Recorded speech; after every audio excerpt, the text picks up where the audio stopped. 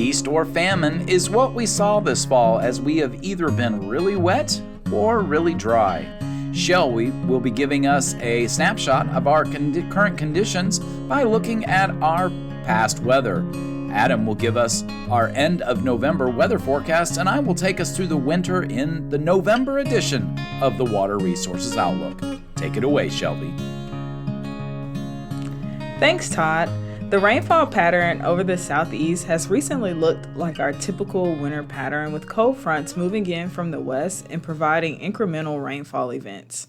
The most significant of these events occurred from November 5th to the 7th, when Hurricane Rafael was moving north-northwest in the Gulf of Mexico and pumping moisture into the southeast states.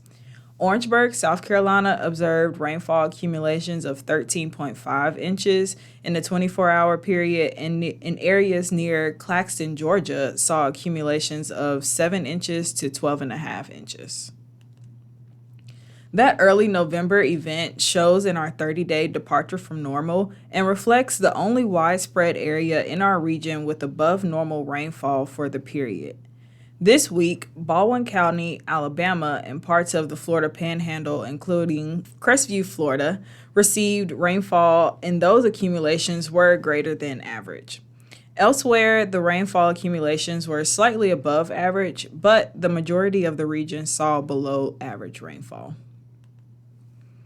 Transitioning to look at the rainfall departure since January 1st, the majority of the southeast U.S. is rounding out the year with above normal rainfall.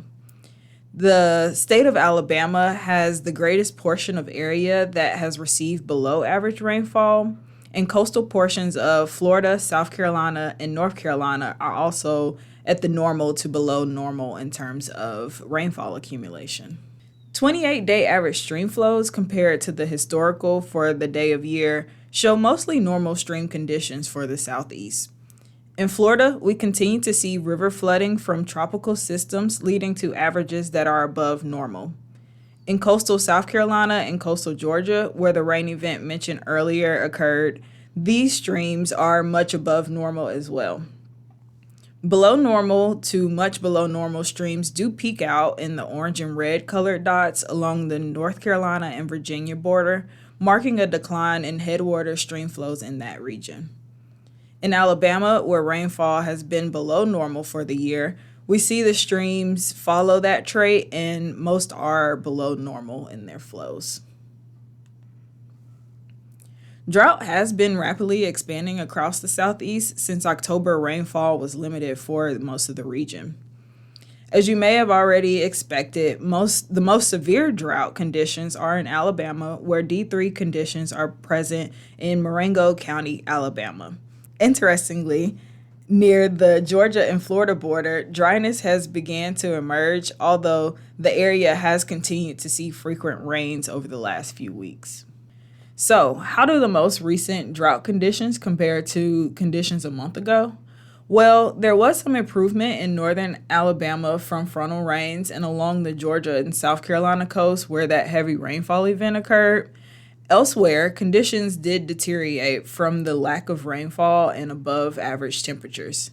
Todd will tell us more about what's to come over the winter months later. We are now in week 47 of the year, which is typically a bit of a lull between the tropical season and winter rain pattern.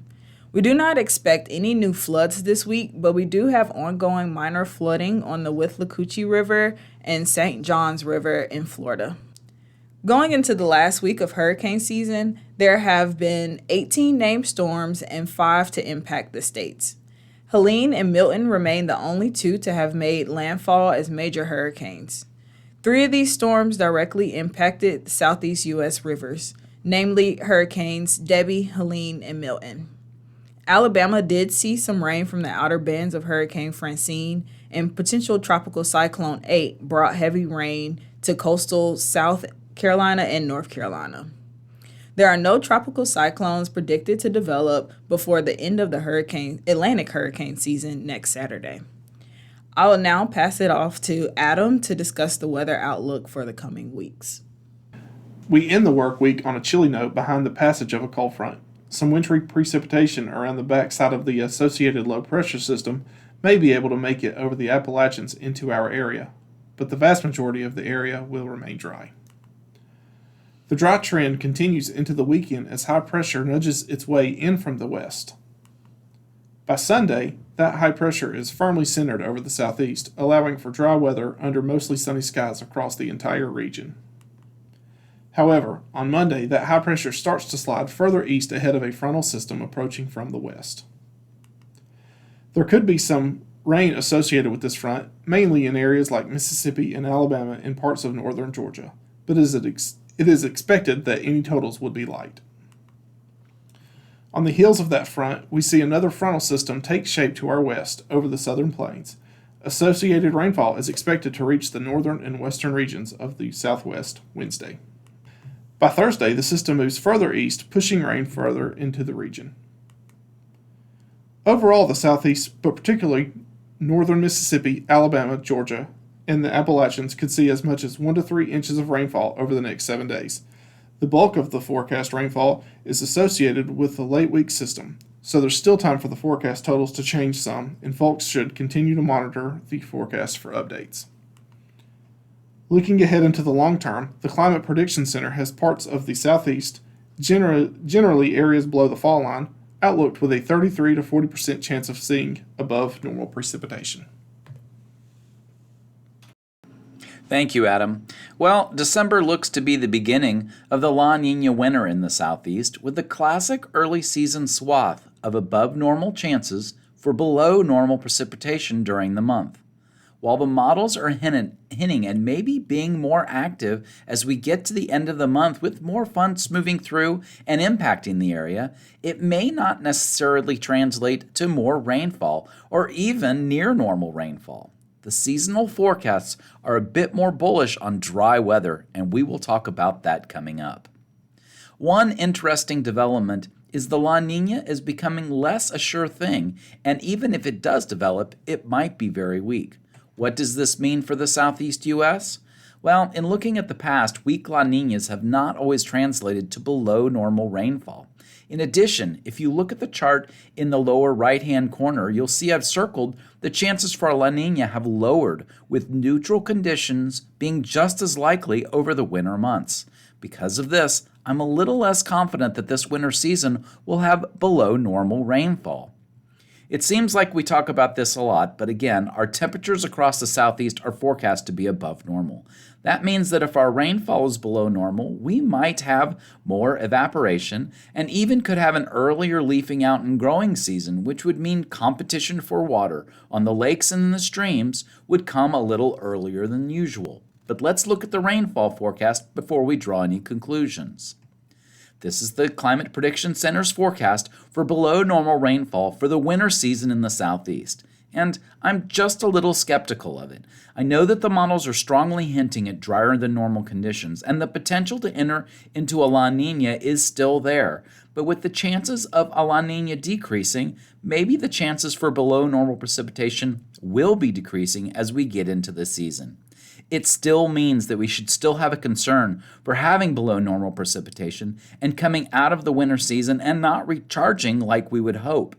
It's the rain in the winter and spring that gets us through our hot and dry summer months. And if this does pan out, there could be some issues as we enter into spring. Stay tuned. This should be an interesting winter. The spring season in the southeast only shows Florida being in the below normal category for rainfall. The above normal rainfall in the Ohio Valley creeps down close to us and leaves a gradient between the below and above normal areas. Again, we will continue to watch this developing story through the winter and into spring because we enter into the winter with many areas being affected by the drought. And so the bottom line in the short term, tropical season is finally coming to a close, and La Niña is on our doorstep. As for the long term, drought continues out of the fall and into winter in many spots as we watch La Niña develop. And we're watching the potentially dry winter for the impact on the spring and summer. It's just something to watch as we go through this winter and get into the new year. Our next Water Resources Outlook is scheduled to be recorded on December 19th. Everybody have a great Thanksgiving, and we'll talk to you next month.